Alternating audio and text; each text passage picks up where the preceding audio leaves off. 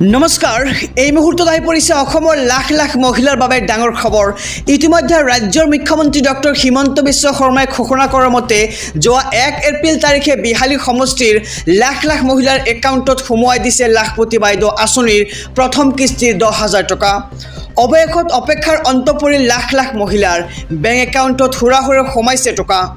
কিন্তু যিসকল মহিলাই এতিয়ালৈকে গোটৰ 10,000 টকা লাভ কৰা নাই সেইসকল মহিলাৰ মনত এটাই প্ৰশ্ন যে তেওঁলোকৰ সমষ্টিত কেতিয়া প্ৰদান কৰা হ'ব গোটৰ 10,000 টকা, অৰ্থাৎ তেওঁলোকে কেতিয়াকৈ নিজৰ বেংক একাউণ্টত লাভ কৰিব গোটৰ 10,000 টকা। এই সকলোবোৰ প্ৰশ্ন মহিলাসকলৰ বাবে আজিৰ এইখন ভিডিঅ'ৰ যোগেদি আলোচনা কৰা হ'ব। গতিকে মহিলাসকল বা যি এই ভিডিঅ'খন চাই আছে তেওঁলোকে ভিডিঅ'খন স্কিপ নকৰাকৈ সম্পূৰ্ণকৈ চাই থাকক। মুখ্যমন্ত্ৰী ডক্টৰ হিমন্ত বিশ্ব শৰ্মাই ঘোষণা কৰা মতে প্ৰায় 26 লাখ মহিলাই লাভ কৰিব লাখপতি বাইদেউ আঁচনিৰ ধন। প্ৰথম কিস্তিত 10,000 টকা ভাল কামত ব্যৱহাৰ কৰিলে দ্বিতীয় কিস্তিত পাব 25,000 টকা আৰু তৃতীয় কিস্তিত লাভ কৰিব 50,000 টকা। ইয়াৰ লগতে মহিলাসকলৰ মনত এটাই প্ৰশ্ন যে কি যোগ্যতাৰ ভিত্তিত প্ৰদান কৰা হৈছে গোটৰ 10,000 টকা। যিসকল মহিলাৰ 3টা সন্তান বা তাতকৈ বেছি সন্তান আছে তেওঁলোকক দিয়া হোৱা নাই গোটৰ 10,000 টকা। মুখ্যমন্ত্ৰীয়ে কৈছে যে অধিক সন্তান থকা মহিলাই কৰিব নোৱাৰে উদ্যমী কাম, সেইকাৰণেই 3টাতকৈ অধিক সন্তান থকা মহিলাক দিয়া হোৱা নাই গোটৰ 10,000 টকা। আনহাতে মুখ্যমন্ত্ৰীয়ে ঘোষণা কৰাৰ মতে 1 এপ্ৰিল তাৰিখে বিহালী সমষ্টিত প্ৰদান কৰা হৈছে গোটৰ 10,000 টকা। কিন্তু বাকী সমষ্টিৰ মহিলাই কেতিয়া লাভ কৰিব ধন সেয়া আমি জনাই যাম। তাৰ আগতে যদি আপুনি আমাৰ এই চেনেলটোত নতুন তেন্তে চেনেলটো ছাবস্ক্ৰাইব কৰক, আৰু যদিহে এতিয়ালৈকে ভিডিঅ'খনত এটা লাইক কৰা নাই তেন্তে লাইক দি পৰৱৰ্তী ভিডিঅ' বনাবলৈ উৎসাহ দি যাওক। মুখ্যমন্ত্ৰীয়ে ঘোষণা কৰাৰ মতে মহিলাসকলক ধন প্ৰদানৰ বাবে সমষ্টিয়ে নিজেই উপস্থিত হ'ব মুখ্যমন্ত্ৰী।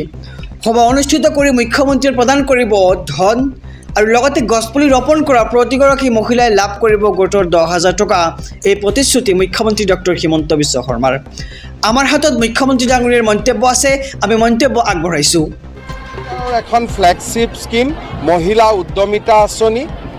এই আঁচনিখনৰ জৰিয়তে অসমৰ 30 লাখ মহিলাই প্ৰথম পৰ্যায়ত 10,000 টকা, দ্বিতীয় পৰ্যায়ত 25,000 টকা, তৃতীয় পৰ্যায়ত 50,000 টকা লাভ কৰাৰ বাবে যোগ্য বুলি বিবেচিত হ'ব। প্ৰথম 10,000 টকা বেংকৰ লগত সম্পৰ্ক নাই, সম্পূৰ্ণভাৱে 100% চৰকাৰে আগবঢ়াইছে। আৰু এই আঁচনি আজি আমি বিহালী সমষ্টিত আনুষ্ঠানিকভাৱে মুকলি কৰিছোঁ। বিহালী সমষ্টিৰ 23,000 মহিলাই এই আঁচনিৰ ধন আজি চেক যোগে লাভ কৰিব। আমি অসমৰ প্ৰত্যেকটো সমষ্টিতে একোখনকৈ সভা কৰি এই চেক আমি বিতৰণ কৰিম। বিধায়কসকলে নিজৰ সমষ্টিত কোনদিনাখন মিটিং পাতিব নিৰ্ধাৰণ কৰিব, আৰু নিৰ্ধাৰিত দিনত মই বা অসম চৰকাৰৰ কোনোবা এজন মন্ত্ৰীয়ে গৈ এই ধন বিতৰণ কৰিব।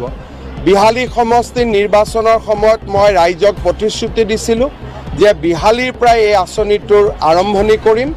আজি যি ধৰণে কথা দিছিলোঁ সেই ধৰণে নিজৰ সংকল্প সিদ্ধিলৈ ৰূপান্তৰ কৰিবলৈ পাই সঁচাকৈ আনন্দিত হৈছোঁ।